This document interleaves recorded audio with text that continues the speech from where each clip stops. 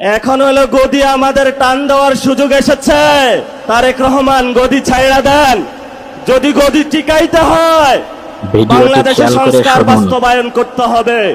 আমরা সরকারকে বলবো, সংসদে অনেক মিথ্যাচার করেছেন, জনগণের সামনে আপনাদের মুনাফিকি চরিত্র স্পষ্ট হয়ে পড়েছে। এখন হলো গদি আমাদের টান দেওয়ার সুযোগ এসেছে।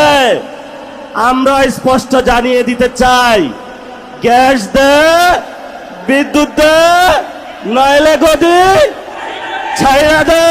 নাসিরউদ্দিন ভাইকে বলবো যে সরকার থাক, অসুবিধা নেই, তবে দ্রব্যমূল্যের যে দাম বেড়েছে এই দামগুলো কমাতে হবে।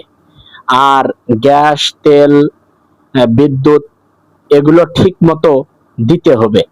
কেউ তো বিদ্যুৎ বিল বাকি রাখে না, তাহলে বিদ্যুৎ দিতে আমাদের অসুবিধা কোথায়?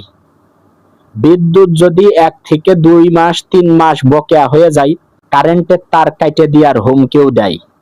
এই জন্য এই ভয়ে গ্রাম অঞ্চলের মানুষ বিদ্যুৎ বাকি না রেখে দ্রুতই বিল পরিশোধ করে। তাহলে কারেন্ট দিতে অসুবিধা কোথায়?